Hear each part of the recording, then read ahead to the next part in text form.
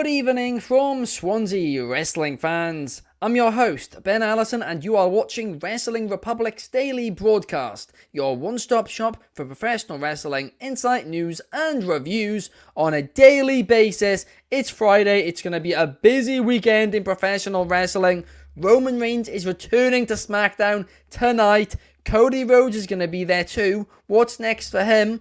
We've also got some comments from Bron Breakker, and Daniel Bryan, now known as Bryan Danielson, says that he loved the Thunderdome era. We're going to talk about all of that and more, but before we do, I need to introduce the panel, and let's kick things off with Shad. How are you today, Shad? What's going on, guys? It's your boy Shad. Shad Talks Graps on Instagram, OcDMV703 on X. If you're not following me, you are probably a member of the Final Testament. I'm doing Ooh. good, man. I'm chilling. I'm, again, the anti hero at this point because I think some people are agreeing with my hot take that I said on Tuesday. But you got to spice up your life, in the words of the Spice Girls. I know you guys are Brits, so hey man, we here for all of it, but I'm happy to be here. Let's talk graphs. Absolutely, and in case you guys missed it, this past Tuesday in a clip which has been posted today to the Instagram, Shard said that the Final Testament are currently the worst faction in professional wrestling. Does House of Torture just not exist? I mean, they do, but I feel like they have a little bit more nuance to them. Than like, come on, man. I don't want to hear Karrion Cross talking aggressive fortunes. Like he's like just yelling. He cracks a fortune cookie. He reads it and yells it very aggressively. And there's your promo. Come on, man. The thing is, you're not wrong about that, you're really not, but also joining us today, as you can see, we have Jordy. How are you, Jordy? I'm good, mate. Yeah, that I was there. I was there live on Tuesday. I heard the statement live, and if people tune into these shows, you'll know that me and Shad do tend to argue quite a lot. But that was one thing that I didn't say a thing. I just had to let him cook. I couldn't really disagree with too much with what he was saying. So I'm not surprised some of the comments have got you back, mate. Yeah, I think I'll even say I have you back on this one. Certainly, I'll definitely say certainly within the WWE, and don't come for us too much because we were talking in the show about the fact that we do like Cross and we do think that he can do better. But like, I think that if you argue that he's been booked well, I think you're kind of arguing against a brick wall there. So, yeah, let's get on with the show.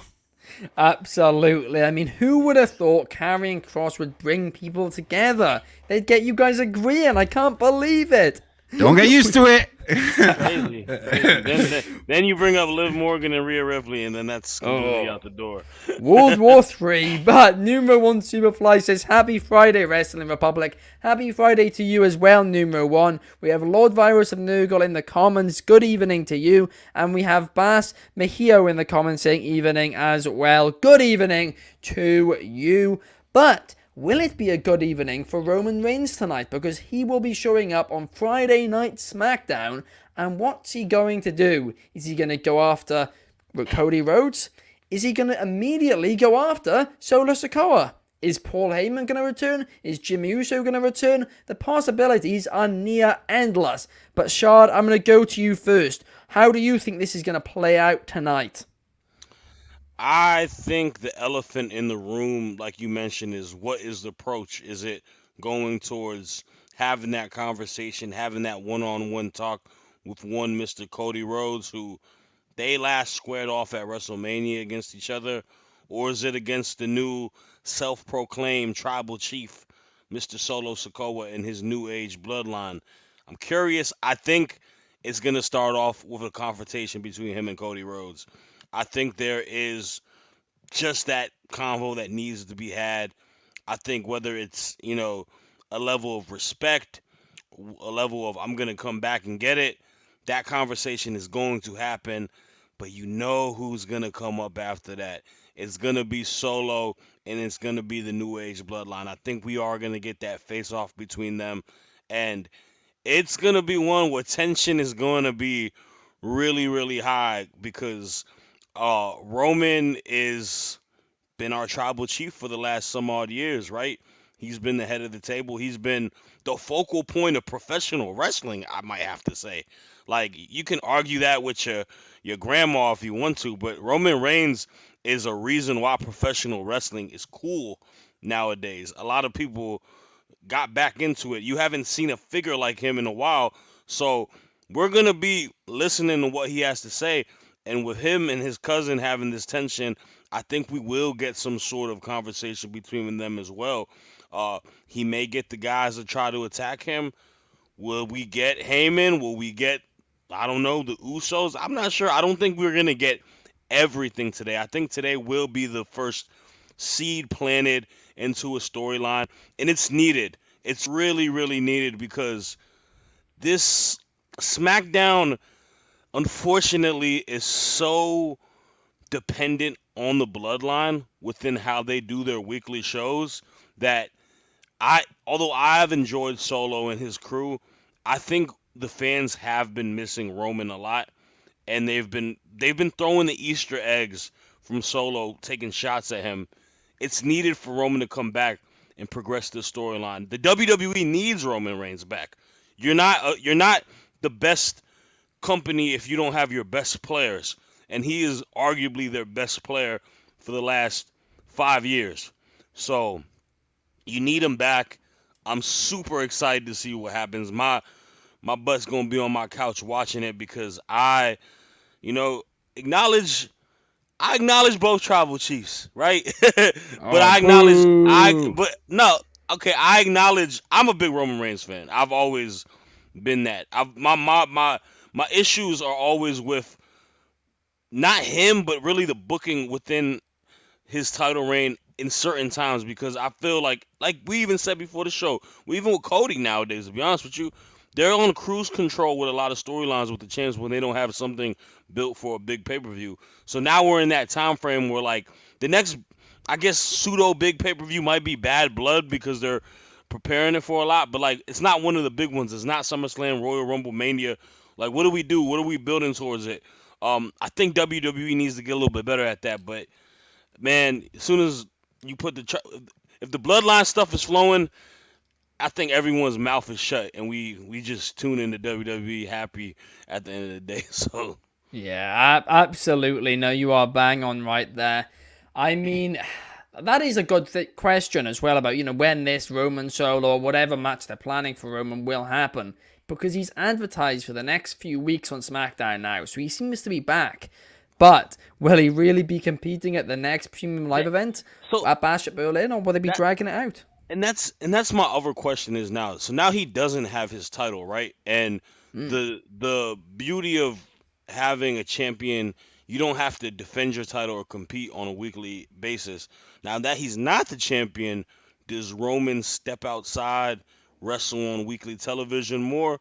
I'm Oh, curious to see what we do with him. Do we treat him like a guy who's not the champ anymore, or is he gonna be more of a marquee? You know, you get a little bit of taste like how we've had like The Rock or like Brock Lesnar, right? I yeah, I feel think like it like might lean. Lesnar. I feel like it's gonna be leaning towards that. And it's a little unfortunate because I would love to see him mix it up with some of these guys on the roster too, just for some TV television. Yeah, no, it would be a lot of fun to see him wrestling every week, but when there's a point in your career where you don't need to be wrestling weekly, and in fact your worth is probably higher when you're not wrestling weekly, well, for the sake of your body, why should you be wrestling weekly? I guess that is the argument there. But Jordy, what do you think? What do you reckon is next for Roman Reigns tonight? I'm gonna go a bit left field because I think there's the obvious way. Like, obviously, I think he's gonna go for Solo. I would be shocked if he went for Cody. He left him in the ring, didn't spear him, didn't punch him, did nothing. So it would shock me if all of a sudden he came down on SmackDown tonight and was like, "Oh, Cody, I'm coming for you." He's going for Solo. Now, how we're gonna get there and how this is all gonna unravel, this is what interests me. And I've been saying for a long time, I want to hear Solo say the words that I did it for The Rock because I want that throwback to when Rikishi said it. And I don't know. Do you remember if you go way back, Solo had actually said to Paul, Roman's not coming back. Like, he definitively said he's not coming back. That makes me think at some point, somewhere, Roman got taken out, something that we didn't see.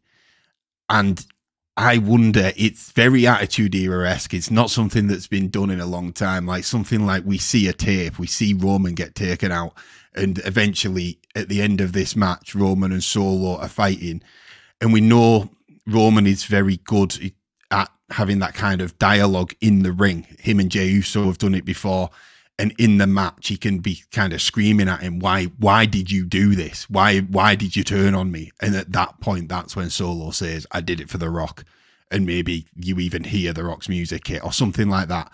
I want to see them be creative with it. I think absolutely Jimmy's going to come back. I think as we head into War Games, everyone does want to see that OG bloodline versus this new age bloodline. I've not heard it called that, Shad, by the way, and I like that. I prefer that to Bloodline 2.0. I like new age bloodline. So yeah, it's interesting. I think that, as you said, there's 1,000 doors, 1,000 avenues that we could go down. I'd like to see Paul Heyman tonight, I think.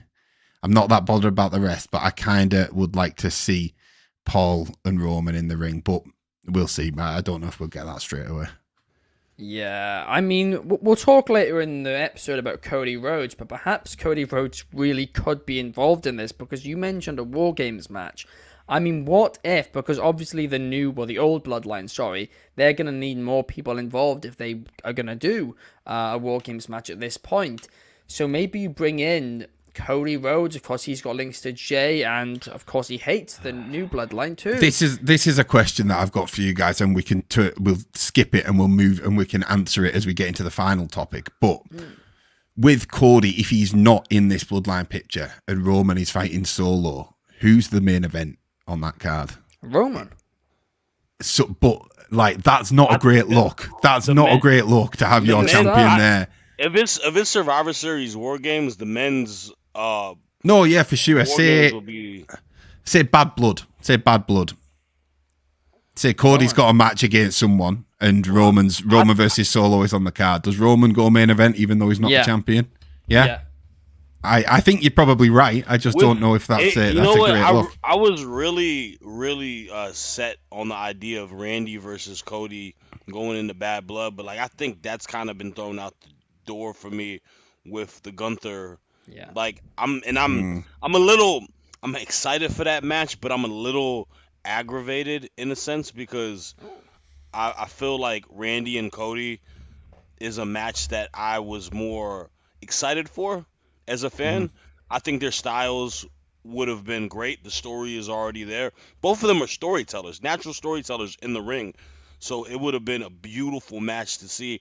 And I feel like that's something that fans would have been for.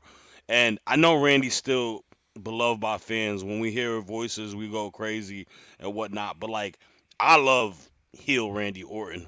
That's my favorite. I think people are craving it. I think people are craving it. Like, him and Triple H are my two favorite heels of all time. Like, so I think he is best set for that.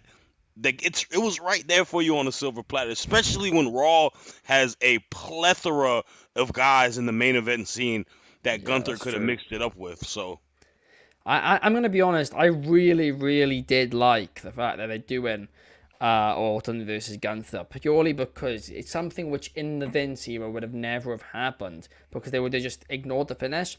But Triple H has gone, hey, Orton, you've got a rematch whenever you wanted. He's now cashed it in. And he was smart. He waited until he won the belt to cash in the rematch. And now, that's right, I do like it, but I also do agree he needs to turn heel soon. But this could be a defining moment in him turning heel. He could lose this, and that could be a catalyst. It's a good opportunity to get a switch to get him to turn heel, because loses one title, I want the other one then, Yeah. And I want Kevin Owens to go heel with him too. Do you think, here's another question, quickly. Is Cody going to be on this card in Berlin? Or is Cody going to be? He will be. What if Cody says to Gunther, "Look, you've had my back all this time. He's going to have Kaiser there. I'll have your back in this match." And then something goes a little bit wrong, and then, you know what I mean?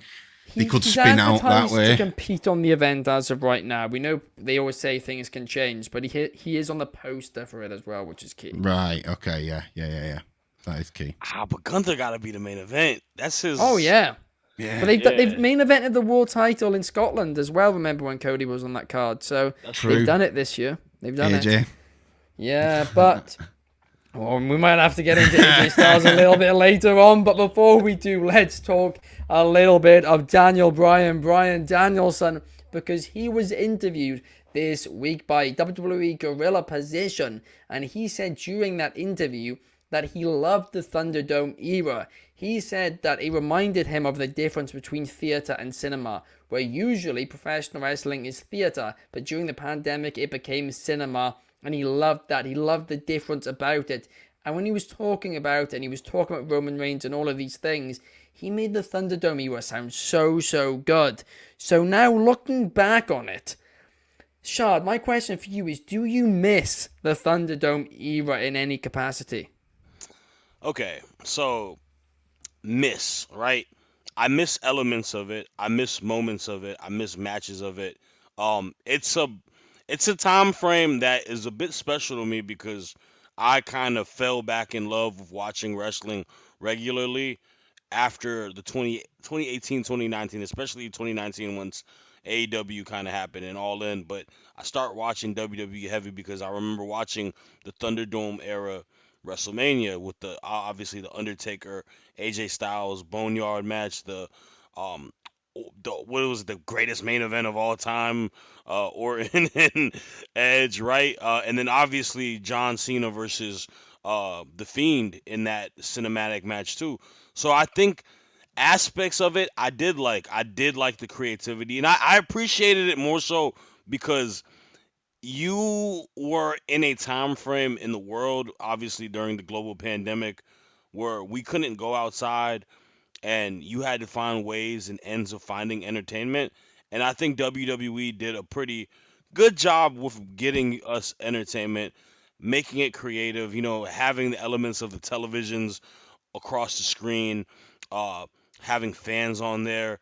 I loved, like Chris Leclerc says in the comments, I think Bailey and Sasha was one of the best booked women's like I've like just booked women's storylines, tag team champions, everything about that was incredible. But I wouldn't say I miss it compared to what we have now, right? I think it's a different beast when you have it with the regime that we have now, because we gotta admit it was still Vince booking a lot of what happened.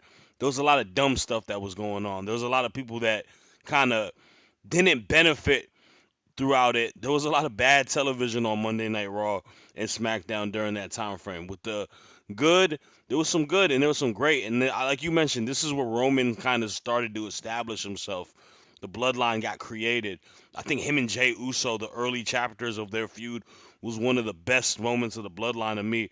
But it, in totality, it wasn't something I necessarily loved more than what we've had in these last couple years. I think the peak WWE after a while was probably, the Paul Levesque era. Like, I know a lot of people don't like to give him too much credit, but wrestling is fun again. It's become so entertaining from 2022 with everything tied to Sami Zayn versus Roman Reigns to Cody's chapter finishing the story, the title reign of Gunther. Like, what we have now is so much better than what we had 4 years ago.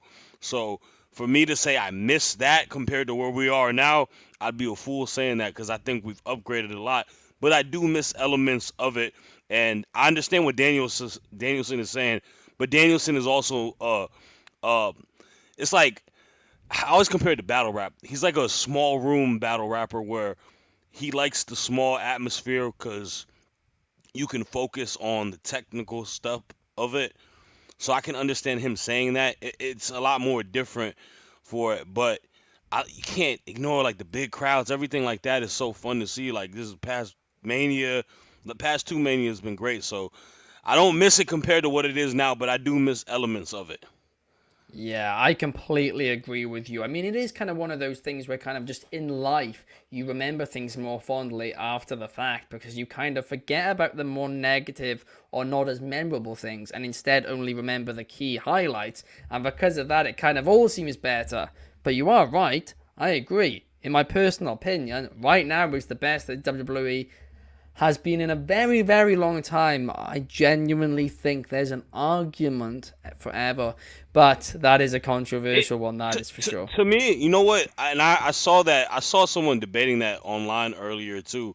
Um, this is probably the best it's been in my lifetime since maybe the Ruthless Aggression era, which I think the Okay. Ruthless Aggression era is the best era of pro wrestling in my opinion. I know Attitude Era is a lot, but I think the Ruthless Aggression era is my favorite era of pro wrestling. I might be biased because I was watching it heavy as a kid, but It is one of those things, though, again, where you remember it more fondly. If you go back and rewatch it now, I wonder what you'd say if you compared I the think two. it's one of them things as well that is like almost similar to the Star Wars prequels and how they, Yes, and yeah. as people are getting of a certain age that enjoyed that era, rather than the people that were so like, no, this isn't the Attitude Era. Now, like people our age are getting older and going, hang on, like I liked it at the time, like I think it's kind of one of them things. But I think I'll always be an Attitude Era guy. I'll also say that. I'll also say this as well.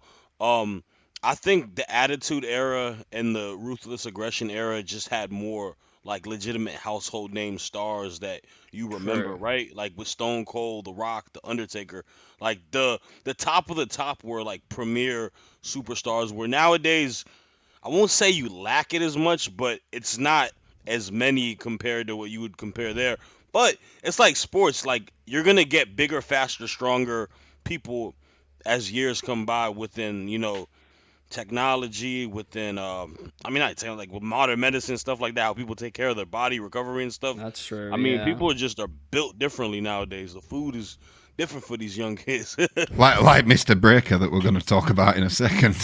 Absolutely. Great transition there. We got a couple of comments here with Numero One Superfly saying there are some things that I like about the Thunderdome era, such as the cinematic matches and the people like peering into screens. But however, he hated things when they were trying to be scary. Fair enough. And he also brings up Retribution.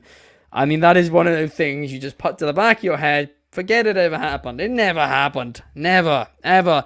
But we have a comment here as well from Joseph Reese. Hello, I hope you are having a great Friday. But now I want to actually talk to you guys about something. I'm not going to do a Cody Rhodes. I'm not going to ask you what you want to talk about like he's going to do tonight, because we always know he doesn't actually care about what you want to talk about. But I'm just going to be honest. I just want to talk about Next Level, because Next Level are brilliant. In case you guys don't know what Next Level is, basically they've taken all our social media links and they put them all in one place, and that one place is nxconnect.me/Wrestling Republic to see all our content across all platforms linked all in one place. In addition to that, they also have a free app, and if you download their app and you go into it, there's a special wrestling app or section within the app. And on that section, it is a community of wrestling fans. That's all it is. Wrestling fans, right? You can just see wrestling content. It's like Instagram, it's like TikTok, but it's just wrestling content on there. It is absolutely brilliant. And again, that is nxconnect.me/Wrestling Republic to see all our content on there. But now let's move on, because while I want to talk about Next Level, Mr. Bron Breakker wants to talk about John Cena, because he did an interview with the Daily Star and he said in it, I want to retire John Cena. He previously said that he wanted to defend the Intercontinental Championship against Cena, but now he's gone a step further. Now he's saying he wants to be the guy to retire The Undertaker for good. The Undertaker, retire John Cena for good. But Jordy, what do you think about this? Would you like to see it? Hey, now, if anyone's going to retire Cena, they've got to go through me first, all right? Oh! No, but listen, in all seriousness, the idea of... So what he's saying there is John Cena versus Bron Breakker, Cena's final match. I reckon Cena should squash him. I reckon, get the shoulders out, 5 knuckle shuffle, 3 attitude adjustments, done. Win the Intercontinental title, send that big dog back to the puppy pound. And I reckon that'll shut Bron Breakker up for good. No, I am joking again. I don't think you he'll do wanna, that. You want to just kill this new star? No, never. I don't think it's a bad idea. The question I do ask, and this is serious, is I think so. That'll be the end of next year. I don't think it's a bad idea. I think they have to do something to build Cena back up for that to be a substantial thing for Bron Breakker. Because if Cena came back in right now and had Bron Breakker, I don't think it would shock any of us if Bron Breakker destroyed him. Because like, when was the last time Cena won a match that was substantial, a singles match? It's in 4 figures, I think, isn't it? The amount of days. So like, I just don't know if that will achieve necessarily what they're setting out to do. Maybe it will, and I think it depends on what Cena does in his farewell tour up until that point. If he gets a 17th world title reign, for example, if he overcomes some big guys and then Breakker beats him and retires him, then yeah, I think it would work. But because I'm such a Cena guy, man, and the comments are going to kill me for this, I wouldn't mind seeing Cena go out on a win against an older vet. Right, I wouldn't mind Breakker beating him somewhere in the farewell tour, and I don't think Cena will want to go out on a win. I think he's been very vocal about it, but me, selfishly, I would personally like to see that. Yeah, I mean, that is a controversial one. There's a conversation that needs to be had. Does John Cena, is getting a win over John Cena in 2024 get you over? It doesn't. No. Austin Theory... You run the risk of going up against him in a promo battle and him destroying you. That's the only thing that's gonna. Yeah, he will undoubtedly. He ended Austin Theory's like hope of getting over because Theory won the match, but he didn't win the war. He got completely obliterated in that promo battle, and then even the Solo stuff. Solo went on like a historical losing streak after beating Cena. Mm-hmm. Yeah, so that's true. But John lost his voice for a bit, so. But no, I forgot about that. I mean, there is also, like, obviously, it was a few years before that, but I mean, he literally made AJ Styles in WWE, so we can't forget about it. But I think if you're going to beat him, you have to be ready to beat him. And you've got to be ready to hold your own on the mic. I think if you put somebody against him who's not ready and then they beat him, then it does make them look bad. But I reckon Bron Breakker is ready, but Joseph disagrees with me. Numero One has an interesting suggestion, but he doesn't think this should be the final match, but he thinks Bron should destroy John Cena and simply spam his finisher, similar to Brock Lesnar in 2014. I'm going to be honest with you, Numero One. I kind of want to see... I want to see that happen in Cena's last match. I want to see John Cena's farewell tour be absolutely heartbreaking. I want him to start the tour off by getting these wins, right? The entire year, getting these wins, then going for his 17th World Championship, failing, and then in his retirement match going for the Intercontinental Championship. He's failed in his attempt to become a 17-time champion, but can he become a Grand Slam champion? No, Bron Breakker just murders him. Why? He's been pushed his entire career. For a reason. I got it a little differently. I think Cena should break the record. I think he should get the 17 record, and then I think Braun should beat him. Like that's very similar to how I look at the Danielson stuff. I think Danielson should win at Wembley, and then his last retirement match should be against someone who's gonna, get the ultimate. That's the ultimate rub, is beating him knowing that he's not gonna be there, but beating Cena after he broke a record, I feel like that would make Braun an instant, like, top level. I agree. In the WWE. True. I agree. That's what I mean. I think it's all in the work that goes in prior to that match. Cena has to be at a high stature, has to almost have had this like Rocky Balboa like comeback and found himself back to the top, have a montage or something. Do the Rocky, have him fail in the end.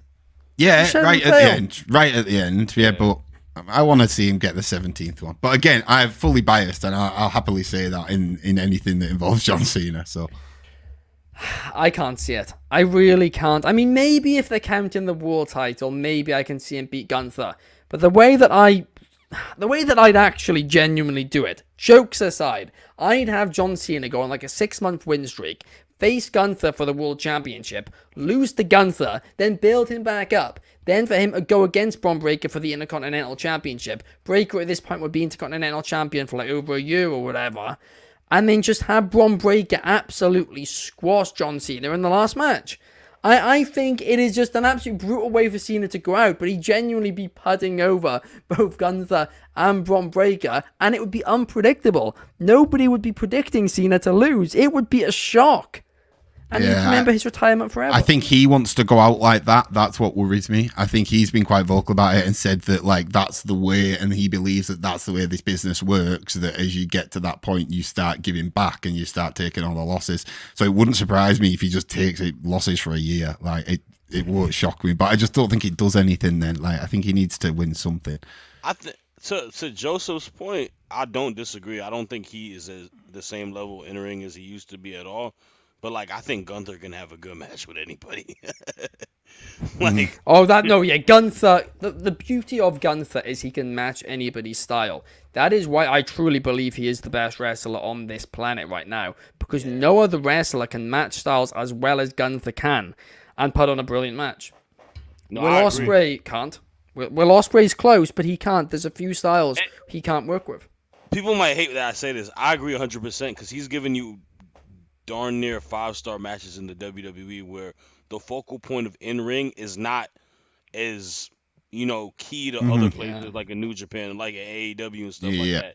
But he's giving you like those type of matches in a more like neutered place in a sense, right? That's imagine if he like was able to work in the G1 or something like that. He'd be going absolutely berserk. So he'd be doing a Great Khan where he just matches everybody's style, but that's Gunther's style anyway. And shout out to the Great Goat, Great Khan, by the way, as well. We'll definitely be talking a little bit more about the G1 next week as we approach the finals. But right now, let's talk a little bit of Cody Rhodes, because he might not care what we want to talk about, but we're going to talk about him anyway. What a heel. He's going to be on SmackDown tonight. We're going to find out what's next for him. And I predicted Santos Escobar, right? That is my prediction. But I'm beginning to get a little bit worried, because a lot of people are mentioning the name AJ Styles. And I'm a bit worried that they're just going to have AJ Styles return and have him against Cody once again. Like Triple H's move with this Cody title run is every time there's not a clear plan, let's just throw AJ Styles in there. I can't be bothered this month. Where's AJ? And I really would have liked him on this absence to appear in TNA or something like that. But, Jordy, I'm going to go to you first. What do you think is next for Mr. Cody Rhodes? Ben, I don't know. It's interesting. I don't know whether he's going to stick around this bloodline situation. Like we've spoke about Randy, but now he's gone to SmackDown, and now he's gone over to Raw to have that title shot. So it's thrown a spanner in the works for me. LA Knight would have been another possibility, because I know that he's kind of said that he wants to kind of have a feud with him at some point, but now he's got the US title. I definitely don't want to see him go against Logan in Berlin, as in Cody. And now I'm running out of people. And that is the exact same worry that you've got, that are they just going to bring AJ Styles back in? That's why I said earlier in the show, like, is Cody going to wrestle on this show? Or is Gunther going to main event and Cody's going to kind of say to Randy that I'm here to help you out and just be somehow involved in that storyline? I don't know. It really is quite a tricky one, because like you say, AJ Styles is almost that trump card that you just bring out and you just play it whenever you're stuck. But they'll always put on a good match. You can't deny that. They're two greats. But I don't think fans want to see it. I know I don't. I'm a Cody fan, and I just want something a bit fresher. I just want something a bit new. I honestly don't know. I think there could potentially be a big bloodline tag match, maybe, that has Roman and Cody involved. I don't know if it's too soon to pull the trigger on that. I also know they tend to but I mean, Roman's different level, but I know they quite often, after people come back from an extended break, they tend to like to put them in a tag match at first, before they throw them in a singles match. So maybe I've said nothing really of worth here. I've just waffled and said all the possibilities that it could be, but I actually have no idea. I genuinely have no idea. We had the same thing on Monday when we were talking about what the plan could be for Cody and Roman at WrestleMania, and we were like, it could be any one of a million things, and we have no idea out of any of them. MVP is gold is saying Triple H needs to book Cody's reign better. Meanwhile, Andy says Logan Paul will be next. I don't want that. And Joseph says that Cody will continue a feud with Solo in the Bloodline, and he has three matches for the next 3 pay-per-views. Yes, we would love to see those. Numero 1 is predicting Jacob Fatu. I mean, that would be interesting, but it's difficult where you go in all these places. But could it be Melo? That's true. But he's in a little spin with Andrade. I know who it is. Who is it? I think it is the most reliable opponent that you can have for championship feuds. And I think it is a way to correlate back to what I was saying earlier in my frustration. I feel like you can set this up. I think it's Kevin Owens. I think KO would be a perfect opponent because him and Randy helped Cody throughout the entire process. Randy's obviously doing this whole situation with Gunther. Why not KO be like, you know what, Cody, I helped you out a lot. You know, Randy's getting the opportunity. I want to get a kind of a fair shake and get this championship match. And I think him and KO can have a match with KO kind of, you know, teasing being a potential heel, but still being a baby face, you know, kind of playing a tweener role. I think that's a good match to kind of have at Berlin. And I think that's a good way to kind of have both of those guys lose at Berlin. Look at what's going on and kind of turn KO, rated, you know, RKO, as they call themselves, heel. Because I think people forget KO is a great heel. Kevin he's good at that. And I think he can be a heel Kevin Owens in a babyface Cody Rhodes feud, everything tied to it, especially with, you know, Dusty being a mentor to KO in the NXT days and whatnot. I feel like it could really, really be good. And that's a good kind of, you know, I wouldn't call it a filler feud, but like a notable name that Cody can feud with during his title reign that'll have interest of the fans and can keep progressing. You can get him and KO, then you can get to him and Randy, and that's how you kind of steer the ship and give him a, you know, strong list of people that he's beat through this title reign instead of running AJ Styles 945 times. Yeah, no, I'm going to be honest with you, Shad. I think you might be bang on the money there. I think that makes a lot of sense. I will keep the insanity, bro. Don't worry. I mean, I agree with Joseph. I don't think Kevin Owens is turning heel. Like, it's going to be Randy Orton who turns heel on Kevin, but maybe Kevin could get close, and then Randy's upset that he didn't get a shot against Cody. Cody's not giving him a shot, but he gave Kevin a shot. Oh, maybe that's it. Maybe it's as simple as that. Randy Orton in a few months' time gets upset that Cody never gave him a shot for helping him when he gave Kevin one, and Cody's defense, which makes sense, is what you had on for the other title. I didn't think I'd need to give you one. Bang! You got yourself a feud, and you can do it. They have tons of history. The only thing as well that I think is a little bit irritating about this situation that we find ourselves in is if they hadn't pulled the trigger on Logan and Cody in Saudi, it would make perfect sense right now for Logan to be like, I've dropped the US title. Yeah. I'm going for this one. So and if it was the first time seeing it, I'd be like, I know they're going to put on a good match. The thing that Logan and Cody annoyed me about was like, Logan's the US champion and he's not defending that whole thing, and that wouldn't have been there. So I think they kind of just pulled the trigger a bit too soon on that. Otherwise, that would be a perfect kind of filler feud for the situation we're in. But it's I don't want to see it again. I don't think we're seeing him on WWE TV for a little bit. Personally. No, yeah. Probably not. I think he's got a good wrestling match with the courtroom coming up soon, so he might have to wrestle, you know, the judge or something like that. Try springboarding. I mean, we'll have to wait and see as far. I mean, he's got a few court cases. He's filed a few as well. He's going to be very busy over the next few months. Hopefully, he'll learn law as quickly as he learned wrestling, because Otherwise, those lawyer fees are going to be expensive. Joseph is predicting War Games, Cody, Kevin Owens, Jey Uso, Jimmy Uso, and Roman Reigns versus the New Bloodline. So basically, yeah, what I was predicting earlier on, yeah. I think why would they have Kevin Owens instead of Sami Zayn, just out of interest? Yeah, that's the one I disagree with, yeah. Well, like I said earlier, I think Sami Zayn would make more sense there. Yeah, I think that'd get the fans popping. Especially if you're because Sammy and Jay are reuniting as a tag team at some point. In the next few weeks, literally soon, very soon.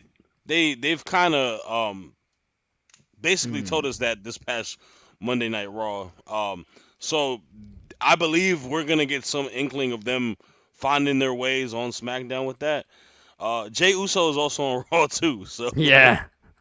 I mean, quite a few, yeah. So you got Jey Uso on Raw. Jimmy, I mean, isn't Jimmy technically now I don't know where Jimmy is, man. I don't know what he's doing. I think he's free agent. He's on vacation. Yeah, I don't think he got drafted, if I remember correctly. I might be wrong about that, but I think the Bloodline got drafted to SmackDown, and he was part of that. No, do you remember the Bloodline were one of the first things that got? Was he? I don't think he was, but he might have been. I don't know, man. Because that was at the point, yeah. Because that was after. It was just after Mania. It was just after Mania. Yeah. It was after he got kicked out. Because remember, Paul panicked the next week. Because it was the week before the draft, and then Paul panicked and he pulled Roman Reigns from the draft because he was scared of the new guys who Solo Sikoa had brought, the new guy who Solo Sikoa had brought in Tamatonga. So yeah, I think it was before. So I guess Jimmy Uso's wherever he wants to be, and that's how they can justify him being on Raw with Jay in the next few weeks. But hey, it's very, very unpredictable. I might go to the wrong way around. Joseph says it was after the draft. My memory might be lying. I don't know. I think he was just part of the Bloodline. No, Randy's on SmackDown. He's fighting for the world title. It's there, but they move in and around it, don't they? Whenever they want to, whenever it works for them, and especially for a War Games match. Who was the War Games match last year? Were they all Raw? Randy came back, didn't he? See, I don't know. I'm right, guys. I knew my memory wasn't lying to me. Jimmy was kicked out before the draft. Well, there you go. Yeah. Oh gosh. But on that note, guys, that does bring us to the end of the show. What we learned from this show is that everything is so unpredictable right now. We have no idea what's happening next, and that is the beauty of it. We will be back tomorrow, same time, same place, 8 p.m. UK, 3 p.m. Eastern, 12 p.m. Pacific, to talk a little bit of the SmackDown. So we will see you guys then. Thank you to Shad. Thank you to Jordy for joining me here today. And we will see you guys tomorrow. Peace.